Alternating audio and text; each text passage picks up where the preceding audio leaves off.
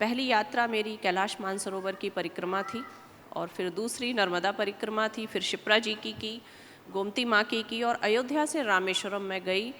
आदरणीय गोविंद गिरी जी का कहना था, जब पूरा भारत इस ऐतिहासिक क्षण को देख रहा है तब तुम ये निर्णय क्यों ले रही हो?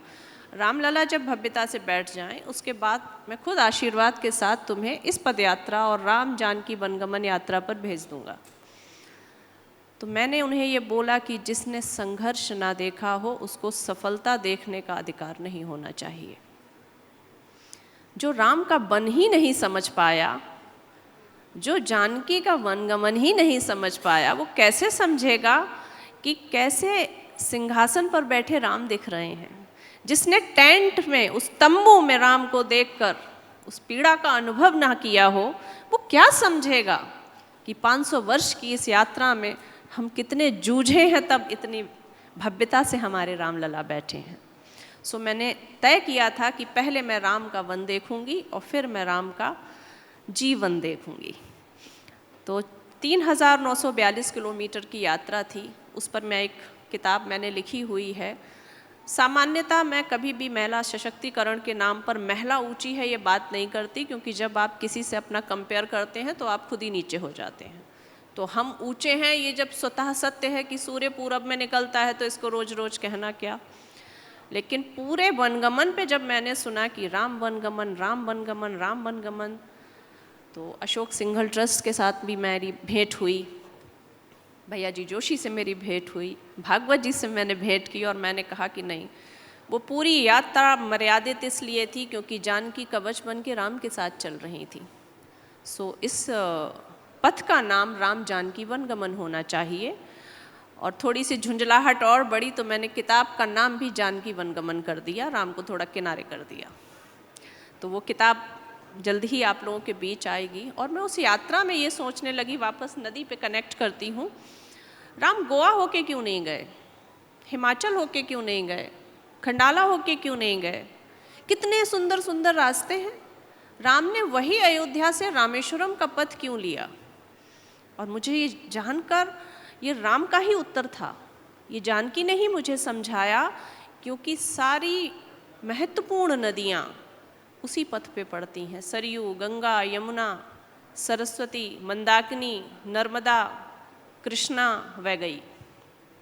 सो राम ये संदेश देना चाहते थे। हम वनवास में फंस गए, हम कैकेयी जी को कोसने में फंस गए। हम ये नहीं समझ पाए कि राम ने वो पथ लिया था क्योंकि वो हमें बताना चाह रहे थे कि नदियाँ रहेंगी तो तुम रहोगे। वो जब चित्रकूट में 13 वर्ष रहे हैं तो प्रतिदिन उन्हें कामनानाथ पर्वत की परिक्रमा की है। एक भगवान को, एक विष्णु के अवतार को एक पर्वत की परिक्रमा प्रतिदिन करने की आवश्यकता क्या थी? क्योंकि वो मानव जाति को ये बता रहे थे कि ये परिक्रमा नहीं है, इस पर्वत को और बाकी सभी पर्वतों को प्रेम से बांधे रहना, जप से, मंत्र से बांधे रहना। श्री कृष्ण ने जब वर्षा के समय गोवर्धन उठाया था तो वो तो ईश्वर थे, उन्हें तो इंद्र की तरफ देखना था और बारिश थम जाती, पर उन्होंने गोवर्धन उठाया। और हम सबको ये संदेश देना चाहा, जीवन में जब जब बारिश रूपी कोई आपदा आएगी, दुख आएगा, संघर्ष आएगा, तो प्रकृति के गर्भ में तुम्हारा मरहम होगा, तुम्हारी औषधि होगी। पर हम मर्म को छोड़कर बहुत उथले ज्ञान में फंस गए। हम समझ ही नहीं पाए राम एक मानव नहीं थे, राम एक तत्व है, जानकी एक तत्व है, एक चेतना है, जिसको जितना धारण करेंगे उतनी चेतना का विकास होता रहेगा। और राममय भारत या राम राज्य तब आएगा जब प्रति व्यक्ति में वो राम तत्व आएगा। ये एक मंदिर बनाने की संघर्ष की यात्रा नहीं है, ना एक मंदिर बनाने से इसका काम होगा। ये आरंभ हो सकता है, लेकिन राम और जानकी तत्व की चेतना का विकास हृदय में करना ही पड़ेगा। बहुत बहुत शुक्रिया आपका। ये सेशन बहुत छोटा इसलिए रखा गया क्योंकि ये विषय इतना बड़ा था जिसको ख़त्म करना इस पूरे सेशन में संभव भी नहीं। शायद 1 साल भी इस पर कम पड़ जाए, क्योंकि ये विषय ही इतना बड़ा है जिस पर आप जितनी चर्चा करें उसमें और तरह तरीके के एंगल निकल कर सामने आते हैं। लेकिन मैं आप सभी से यही कहना चाहूँगी, आपके सामने भरी हुई पानी की बोतल जितनी साफ़ देखने में बहुत अच्छी लगती है, कितना अच्छा हो जब हम नदियों के करीब जाएं और वहाँ उसको स्वच्छ बहता क्रिस्टल क्लियर देखें, तो वो बहुत महत्वपूर्ण हो जाता है, वो दिल को बहुत सुकून देता है। तो आप सब भी ये प्रण लें कि पर्यावरण को सुरक्षित रखेंगे, स्वच्छ रखेंगे और ख़ास तौर से अपनी नदियों को स्वच्छ रखेंगे। बहुत बहुत शुक्रिया हमारे साथ जुड़ने के लिए। बहुत अच्छी बात पल्लवी आपने बोली। इस विषय पर हम 3 साल भी बात कर सकते हैं और 3 सेकंड में भी मैं ख़त्म कर सकती हूँ।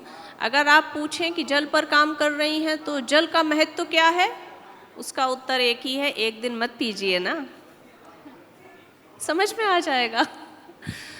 जल को बचाना है, नदी को बचाना है और बहुत प्रसन्न हूँ मैं कि इतने बौद्धिक लोगों के बीच मेरा गिलहरी प्रयास रखा गया और आपने सुना, सराहा।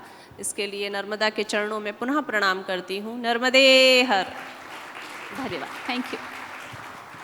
बहुत बहुत धन्यवाद शिप्रा जी। और जैसा मैंने कहा कि हम भी नहीं चाहेंगे कि ज़रूरत ऐसी हो कि एक एक बोतल या एक एक गिलास कल को किसी के सामने रखना पड़े और कहीं कोई एक एक उस बूंद को तरस जाए।